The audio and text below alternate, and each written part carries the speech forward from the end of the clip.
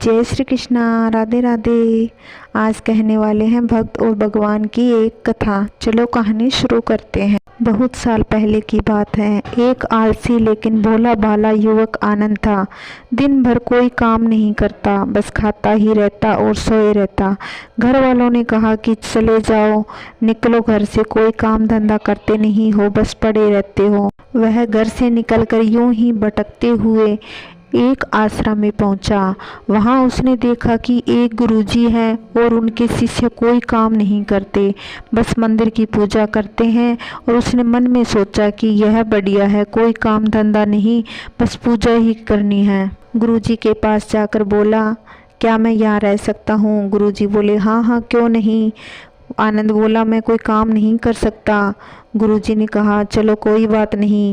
अब आनंद महाराज के आश्रम में रहने लगा। ना कोई काम ना कोई धाम, बस सारा दिन खाते रहो और प्रभु भजन गाते रहो। महीना भर बीत गया। फिर एक दिन आई एकादशी। उसने रसोई में जाकर देखा कि खाने की कोई तैयारी नहीं। उसने गुरुजी से पूछा कि आज खाना नहीं बनेगा क्या? गुरुजी ने कहा, नहीं, आज तो एकादशी है, तुम्हारा भी उपवास है। आनंद कहने लगा, नहीं, अगर हमने उपवास कर लिया तो कल का दिन नहीं देख पाएंगे। मैं उपवास नहीं कर सकता, हमें तो बहुत भूख लगती है, आपने पहले क्यों नहीं बताया? गुरुजी ने कहा, तुम मत रखो उपवास, पर खाना तुम्हारे लिए कोई और नहीं बनाएगा, तुम खुद बना लो। मरता क्या न करता, गया रसोई में। गुरुजी फिर आए, देखो अगर तुम खाना बना लो तो राम जी को भोग जरूर लगा लेना और नदी के उस पार जाकर बना लो रसोई। ठीक है।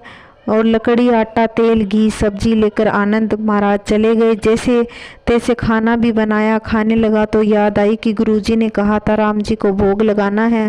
लगा भजन गाने, आओ मेरे राम जी भोग लगाओ जी, प्रभु राम आइए, श्री राम आइए, मेरे भोजन का भोग लगाइए। कोई न आया तो वह बेचैन हो गया कि यहाँ तो भूख लगी हुई है और राम जी आ ही नहीं रहे।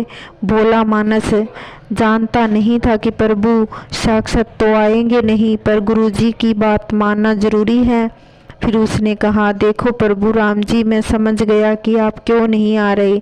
मैंने रूखा सूखा बनाया है और आपको तरमाल खाने की आदत है, इसलिए नहीं आ रहे।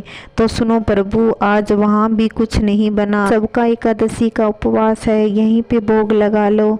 श्री राम अपने भक्त की सरलता पर बड़े मुस्कुराए और सीता माता के साथ प्रकट हो गए।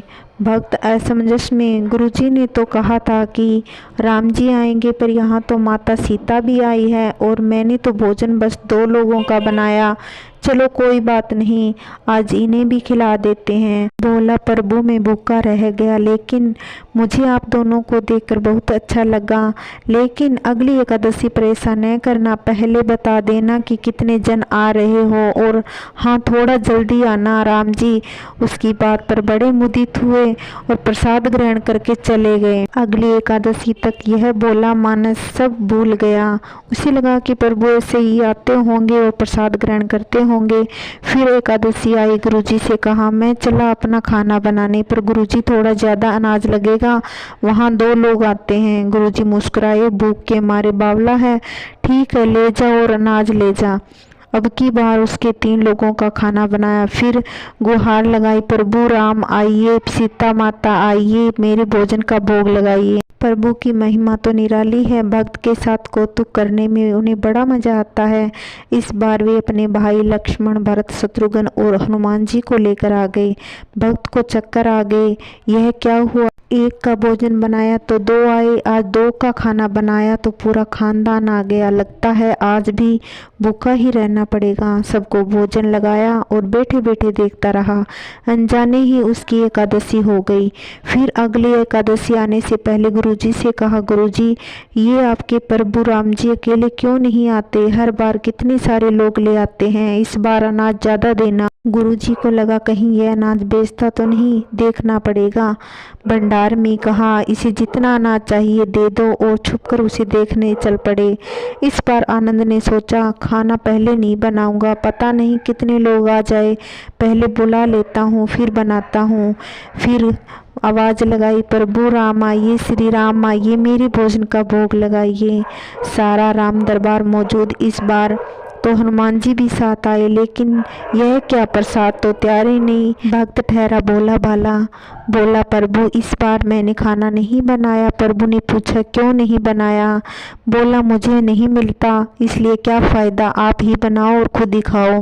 राम जी मुस्कुराए, सीता माता भी हंसने लगी उसके मासूम जवाब से। लक्ष्मण जी बोले क्या करें प्रभु? प्रभु बोले भक्त की इच्छा है पूरी तो करनी पड़ेगी, चलो लग जाओ काम से। लक्ष्मण जी ने लकड़ी उठाई, माता सीता आटा लगाने लगी और भक्त एक तरफ बैठकर देखता रहा। माता सीता रसोई बना रही थी तो कई ऋषि मुनि गंधर्व प्रसाद लेने आने लगे। इधर गुरुजी ने देखा कि खाना तो बना नहीं, भक्त एक कोने में बैठा है, तो पूछा बेटा क्या बात है, खाना क्यों नहीं बनाया? बोला अच्छा किया गुरुजी आप आ गए, देखिए कितने लोग आते हैं प्रभु के साथ। गुरुजी बोले मुझे तो कुछ नहीं दिख रहा तुम्हारे और अनाज के सिवा। भक्त ने माथा पकड़ लिया, एक तो इतनी मेहनत करवाते हैं, प्रभु भूखा भी रखते हैं और ऊपर से गुरुजी को दिख भी नहीं रहे, यह और बड़ी मुसीबत। प्रभु से कहा आप मेरे गुरुजी को दिखाई क्यों नहीं दे रहे? प्रभु बोले मैं उन्हें नहीं देख सकता। बोला क्यों? वे तो बड़े पंडित हैं, ज्ञानी हैं, विद्वान हैं, उन्हें बहुत अच्छा आता है, उनको क्यों नहीं दिखाई देते? प्रभु बोले माना कि उनको सब आता है पर वे सरल नहीं है तुम्हारी तरह, इसलिए उनको नहीं दिख सकता। आनंद ने गुरुजी से कहा गुरुजी प्रभु तो कह रहे हैं आप सरल नहीं हैं, इसलिए आपको नहीं दिखेंगे। गुरुजी रोने और कहने लगे कि वाकई मैंने सब कुछ पाया पर सरलता नहीं पा सका तुम्हारी तरह, और प्रभु तो मन की सरलता से ही मिलते हैं।